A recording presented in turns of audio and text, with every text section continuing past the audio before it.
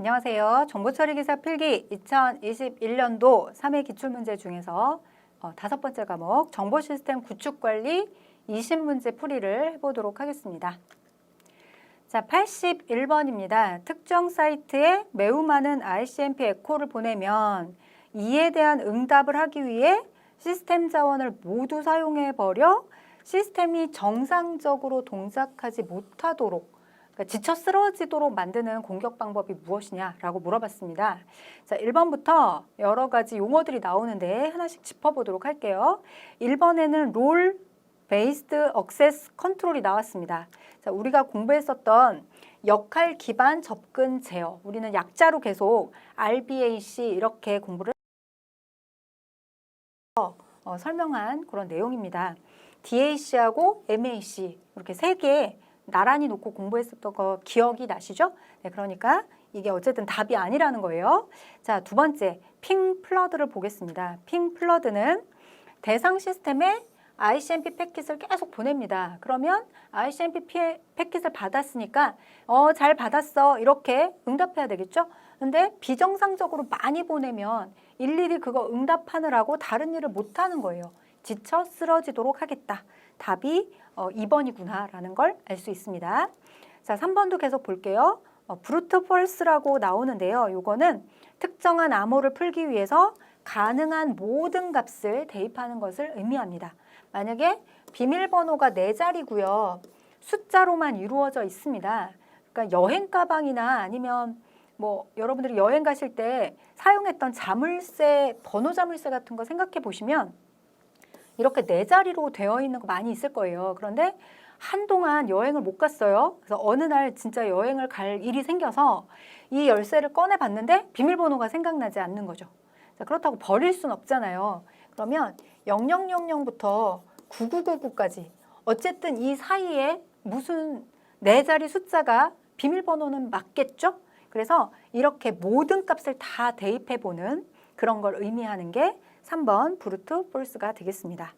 자, 그 다음 4번째는 트로이 목마인 거죠. 악성 루틴이 숨어있는 프로그램, 트로이 목마이고요. 자, 81번에서 물어본 답은 2번 핑 플러드가 되겠습니다. 82번입니다. 구글의 구글 브레인팀이 제작하여 공개한 기계학습을 위한 오픈소스 소프트웨어 라이브러리를 물어봤습니다. 사실 5과목에서는 이런 생각지도 못한 용어들이 계속 튀어나와서 이런 문제를 맞추기가 좀 어렵습니다. 그래서 다른 과목, 1과목, 2과목에서 일단 점수를 좀 많이 벌어 놓으시고요. 그리고 어쨌든 신경향 용어, 신조어 뭐 이런 것들, IT에 관련된 용어들을 많이 정리해 놓는 게 도움이 될 것 같습니다. 자, 이번 문제도 1번부터 4번까지 나오는 용어들을 하나씩 찾아봤습니다. 타조라고 하는 요건 그루터에서 만들었고요. 하둡 기반의 빅데이터 분석 처리 엔진이 되겠습니다. 자, 그 다음 2번에 나온 원세그는 디지털 TV 방송 기술, 그거를 원색으로 지금 표현을 했습니다. 세 번째 포스퀘어입니다. 이건 위치 기반 소셜 네트워크 서비스의 이름이기도 하고 그 다음 이거를 개발한 회사의 이름이기도 하고 그렇죠? 포스퀘어 정도는 좀 들어보셨을 것 같습니다. 그리고 4번째 나와 있는 텐서플로, 이게 바로 82번의 답이 되겠죠. 구글 브레인팀에서 개발을 했고요. 그리고 기계학습을 위한 오픈소스 소프트웨어 라이브러리가 되겠습니다.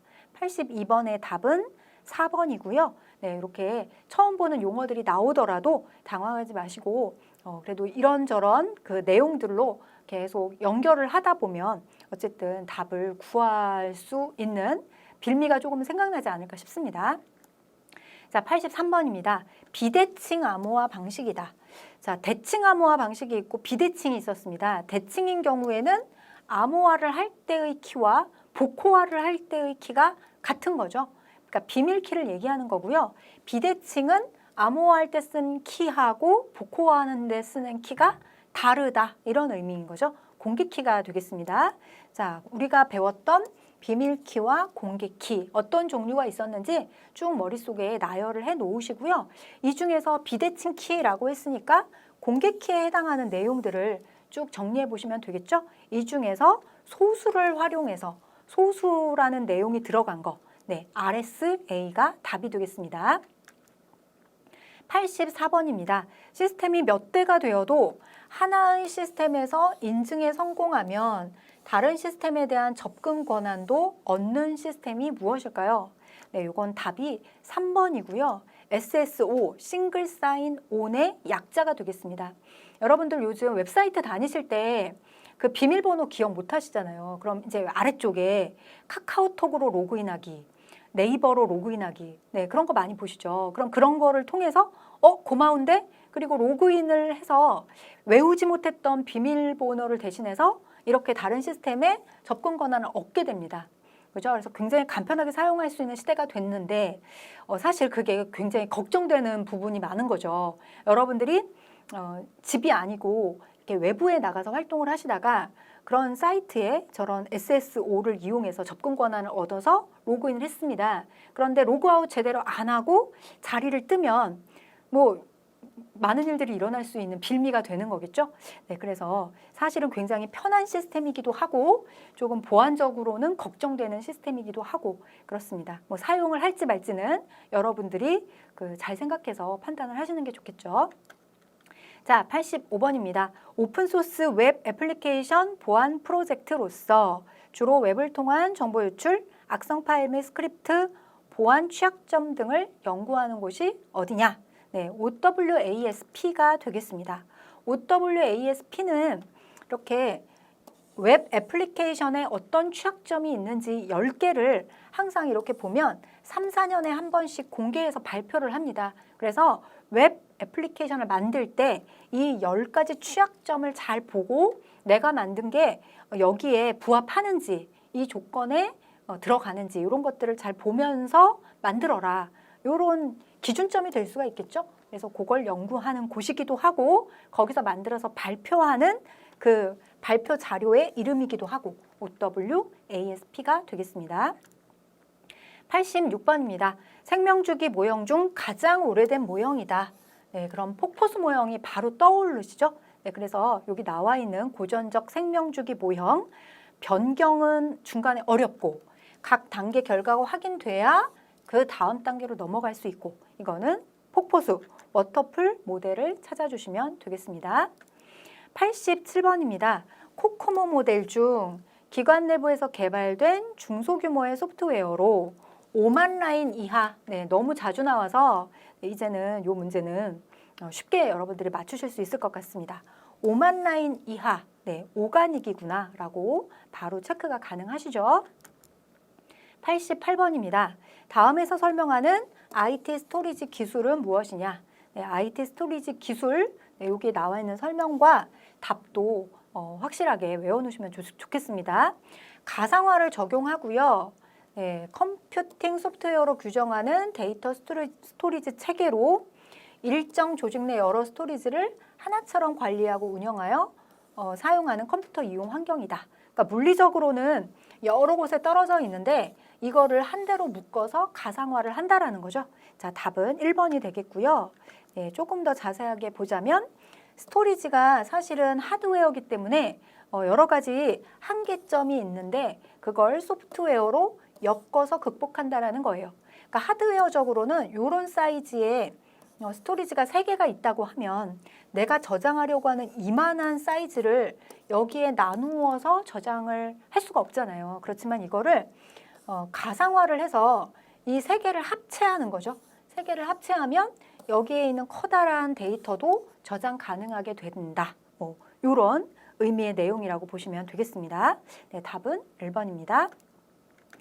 89번 가겠습니다. TCP/IP 기반 네트워크에서 동작하는 발행 구독 기반. 네, 요거 한번 예전 기출문제에서 나왔기 때문에 여러분들이 2번에 있는 MQTT, 네, 요거 답 바로 찾으셔야 되는 거고요.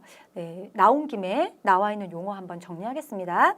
1번에 MLFQ 나와 있는데 멀티레벨 피드백 큐, 네, 요거의 약자구나 이렇게 정리하고 가시면 되겠습니다. 자, 그 다음 두 번째 MQTT, IBM이 개발했다라고 했고요. 저용량의 데이터를 네트워크 품질이 좋지 못한 곳에서 주고받기 위해서 사용한다라고 했습니다.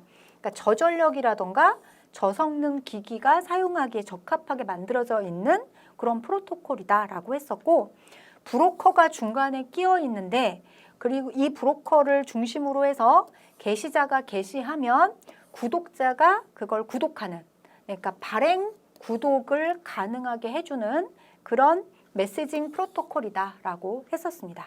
네, MQTT였고요. 그 다음에 지그비도 많이 들어본 용어죠. 네, IoT를 구현하기 위해 만들어진 그런 기술인데, 소형 저전력 디지털 라디오를 이용해서 개인 통신망을 구성할 수 있도록 만들어진 표준 기술 중에 하나가 되겠습니다. 자, 답은 2번이에요. 자, 90번입니다. 다음 내용이 설명하는 것은 개인과 기업, 국가적으로 큰 위협이 되고 있는 주요 사이버 범죄인데, 자, 개인의 데이터를 잠궈놓고 인질로 삼은 다음에 금전 요구하고, 네, 요 문제 지금 기출문제 여러 번 출제가 됐습니다. 그래서 랜섬웨어구나라고 바로 답 확인하실 수 있을 거고요. 자, 일단 보지 못했던 좀 생소한 용어가 나와서 한번 정리하고 가려고 합니다. 자, 1번에 보니까 포맷 스트링이라고 나왔네요.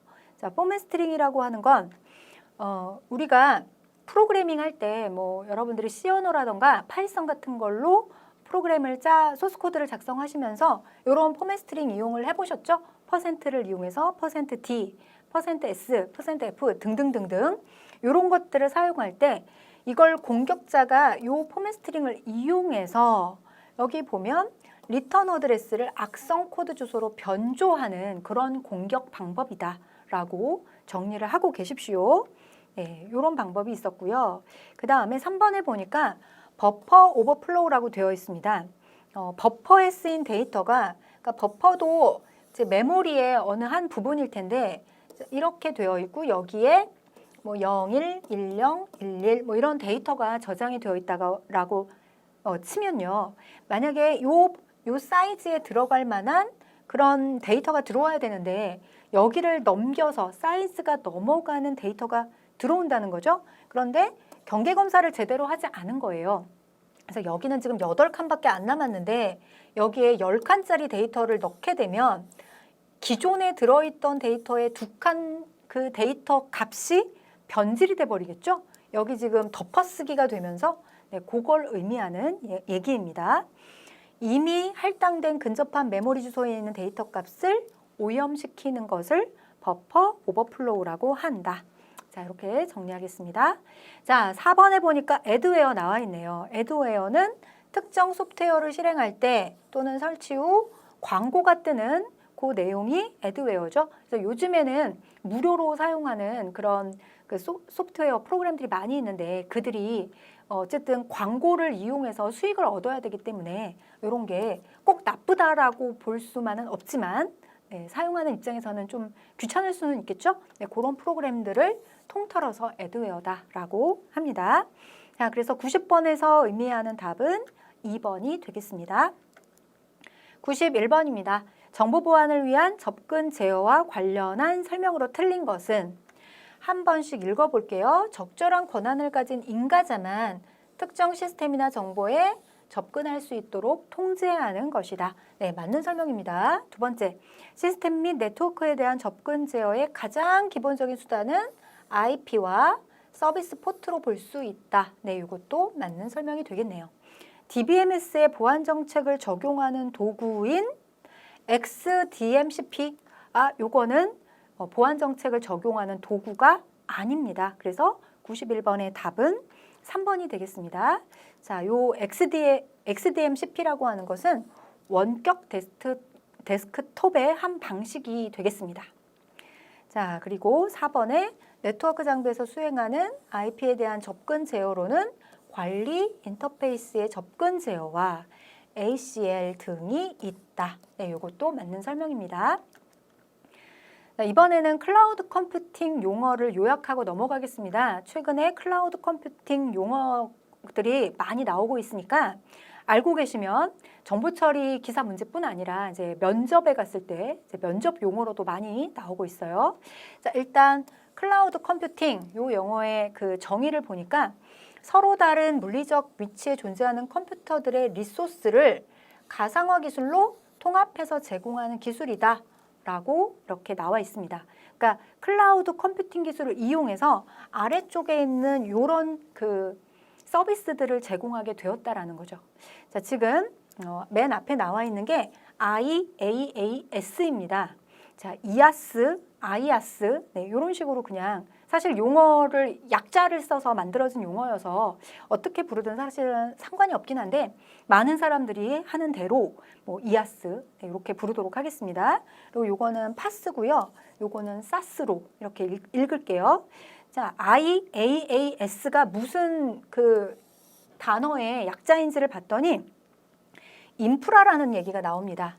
인프라 스트럭처 as a 서비스, as a 서비스에 있는 걸 약자로 해서 AAS로 했다라는 걸 알 수 있죠. 여기는 플랫폼 as a 서비스, 여기는 소프트웨어 as a 서비스. 자, as a 서비스를 제가 빨간색으로 만들었는데 서비스형이다 이렇게 볼 수가 있겠습니다. 자, 그래서 인프라를 서비스한다, 플랫폼을 서비스한다, 그 다음에 소프트웨어를 서비스한다 이렇게 생각하시면 되겠죠. 자, 여기 그림 한 장을 가져와서 붙여봤습니다. 내가 내 돈으로 모든 걸 다 구비하고 모든 걸 다 내 돈을 들여서 관리하겠다라고 하는 걸 지금 온사이트라고 하는 용어로 표현을 했습니다.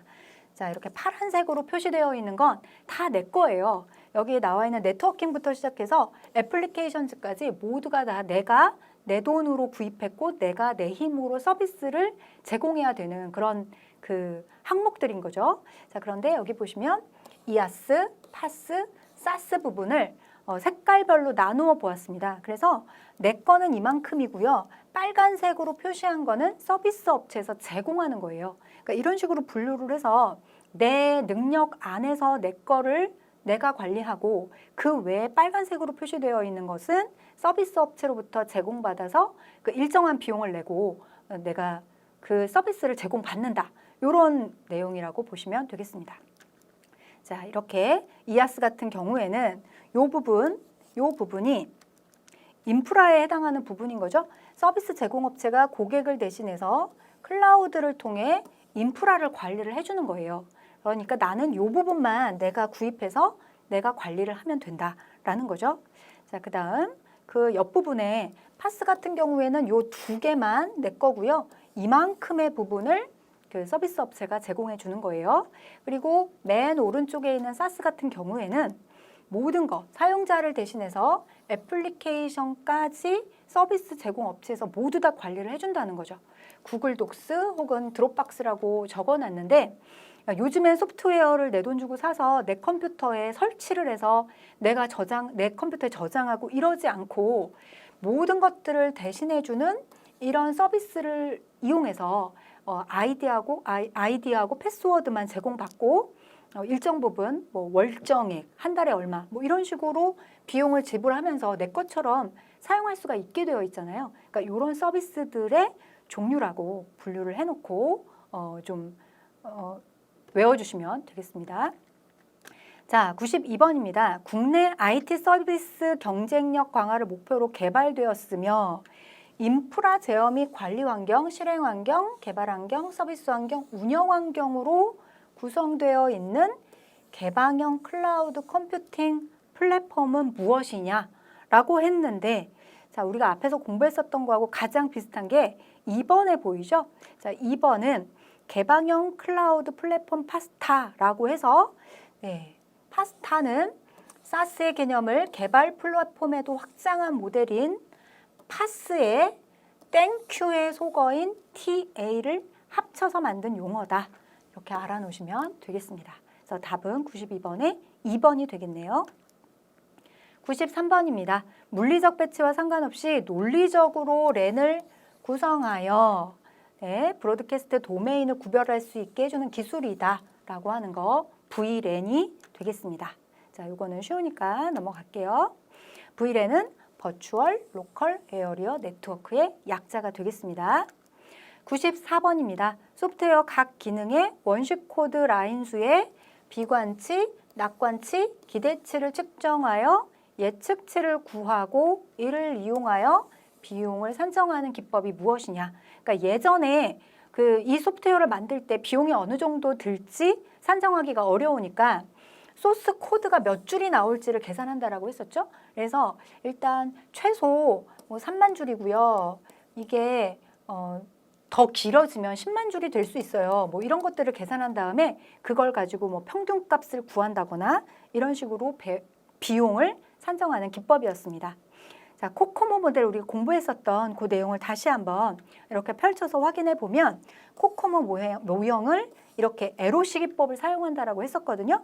그 LOC 기법이 이렇게 낙관 정도, 기대 정도, 비관 정도를 이용해서 수식이 만들어져 있는 거죠. 이 수식을 가지고 얼만큼의 비용이 될지를 산정하는 기술이었습니다. 답은 LOC 기법인 거죠. 자, 이번에는 소프트웨어 개발 프레임워크. 요거는 요구 분석, 설계, 개발, 테스트하는 과정을 우리가 계속 공부를 하고 있는데 그거에 대한 기본 골격, 틀에 해당하는 게 소프트웨어 개발 프레임워크가 되겠습니다. 소프트웨어 개발에 공통으로 사용되는 구성 요소가 있습니다. 아키텍처 이런 것들을 일반화해서 미리 어느 정도까지는 틀을 만들어 놨기 때문에 내가 그 만들어진 틀 중에 골라서 내가 만들려고 하는 것 중에 가장 유사한 걸 골라내서 거기에 살을 붙이는 그런 방법이었죠. 컴포넌트 기반 개발 방법론의 프레임워크는 7개의 단계와 23개의 활동으로 구성되어 있습니다.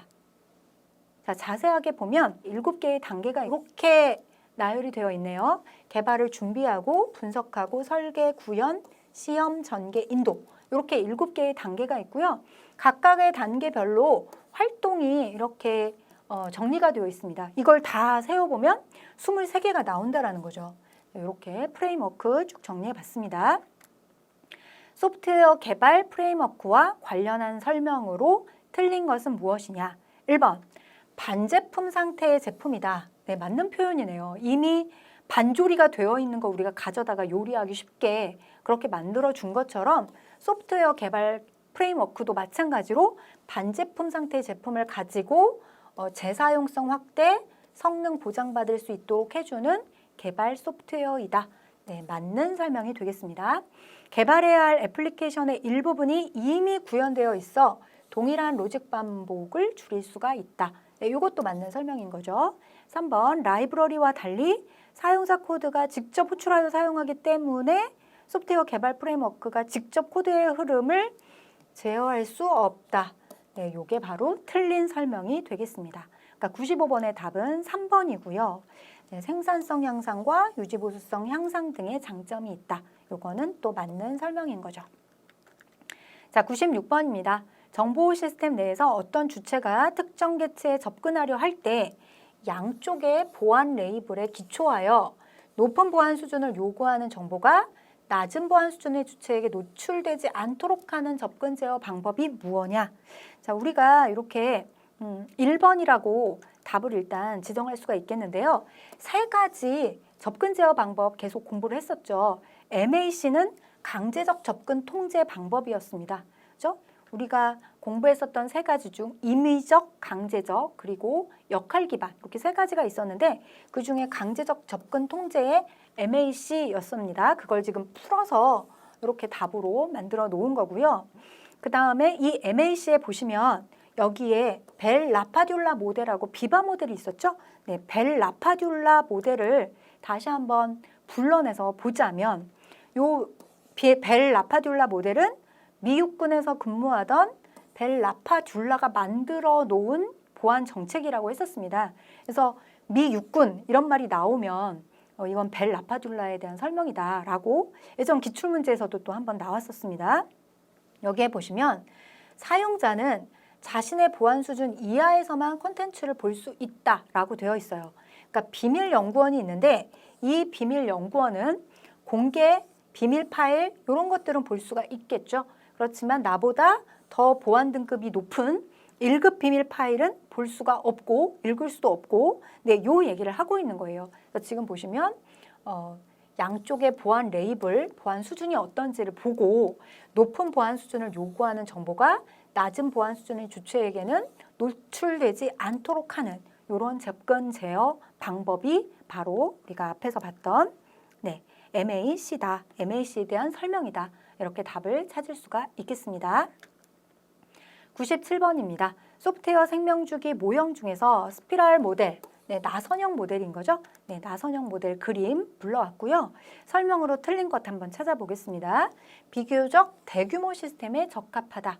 맞는 설명이에요. 개발 순서는 계획 및 정의, 그 다음에 위험 분석, 그 다음 공학적 개발, 그리고 고객 평가. 순서도 맞게 되어 있는 거죠. 2번 맞습니다.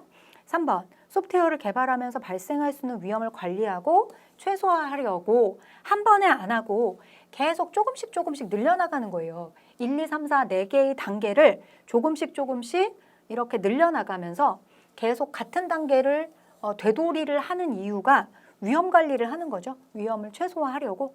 자, 4번입니다. 계획 설계, 개발 평가의 개발 주기가 한 번만 수행된다. 이 내용이 틀린 설명이 되겠습니다. 한 번이 아니라 계속 반복해서 수행한다 라고 해야 맞는 거겠죠. 97번의 답은 4번입니다. 자, 이번에 보시는 내용은 SQL 삽입 공격입니다. 지금 앞에 나와 있는 이 부분이 로그인하는 내용이죠. 로그인할 때 아이디하고 비밀번호를 입력하게 되어 있는데 이 부분에 공격자가 지금 쿼리를 조작할 수 있는 문자열을 입력하고 있습니다. 그래서 조작된 요청으로 웹서버에 내용이 전달이 될 것이고 이 웹서버를 통해서 DB의 쿼리가 실행이 돼버리는 거죠. 그래서 인가되지 않은 사용자가 DB에 있는 데이터를 무단으로 조회도 하고 삭제도 하고 이런 일이 벌어지게 하는 게 SQL 삽입 공격이었습니다. 98번 SQL 인젝션 공격과 관련한 설명으로 틀린 것을 찾아라. SQL 인젝션은 임의로 작성한 SQL 구문을 애플리케이션에 삽입하는 공격 방식이다. 맞습니다. SQL 인젝션 취약점이 발생하는 곳은 주로 웹 애플리케이션과 데이터베이스가 연동되는 부분이다. 이것도 맞는 설명이 되겠습니다. DBMS의 종류와 관계없이 SQL 인젝션 공격 기법은 모두 동일하다. 이 설명이 틀린 설명이 되겠습니다. DBMS의 종류가 바뀌면 공격 기법도 거기 문법에 맞게 조금씩 달라져야 되겠죠. 4번, 로그인과 같이 웹에서 사용자의 입력을 받아 데이터베이스 SQL문으로 데이터를 요청하는 경우 SQL 인젝션을 수행할 수 있다. 맞는 설명입니다. 자, 그래서 98번의 답은 3번인 거죠. 보안 솔루션 쭉 보고 가겠습니다. 일단 가장 기본적인 보안 솔루션으로 방화벽을 들 수가 있겠죠. 보안을 높이기 위한 1차적인 방법이다 라고 정리할 수가 있겠습니다. 신뢰하지 않는 외부 네트워크와 신뢰하는 내부 네트워크 사이를 지나는 패킷, 그렇죠? 이 안쪽에는 나의 컴퓨터가 이렇게 있는 상황이고요. 여기에 이렇게 네트워크가 연결이 되어 있는데 이건 바깥 세상인 거죠. 이 사이에 방화벽을 이렇게 높이 세워서 여기에다가 왔다 갔다 지나가는 데이터에 규칙을 넣어놓고 규칙에 위배되는 거는 차단하겠다. 이런 내용을 갖고 있는 게 네트워크의 방화벽이 되겠습니다. 자, 그 다음 접근 제어입니다.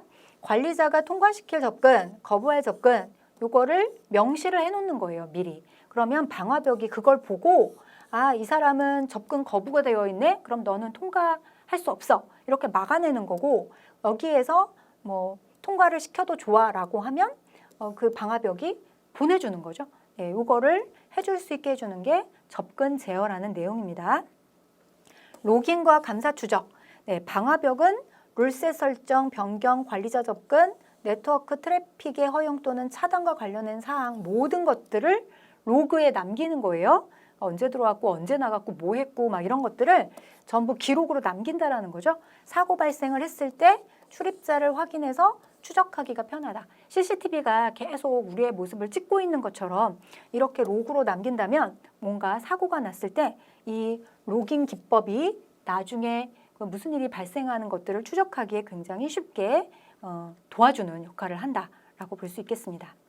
자, 요거는 침입 탐지 시스템입니다. IDS라고 약자로 줄여서 부르겠습니다.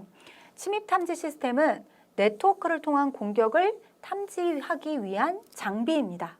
방화벽이 물론 1차로 막아주고 있긴 한데 방화벽도 하지 못하는 일이 있을 거 아니에요. 방화벽이 하지 못하는 또 다른 공격을 탐지하기 위한 장비다. 이렇게 아시면 되겠고요. 설치 목적에 따라서 호스트 기반인지 네트워크 기반인지 둘로 나눌 수가 있습니다.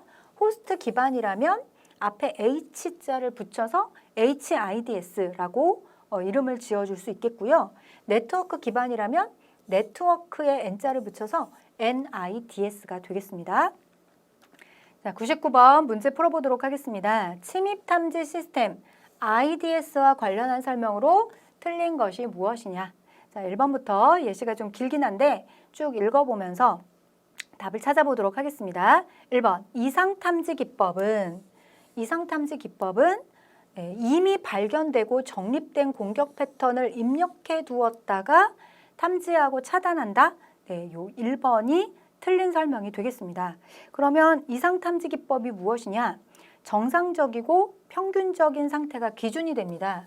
그래서 상대적으로 변화가 급격하게 일어났다.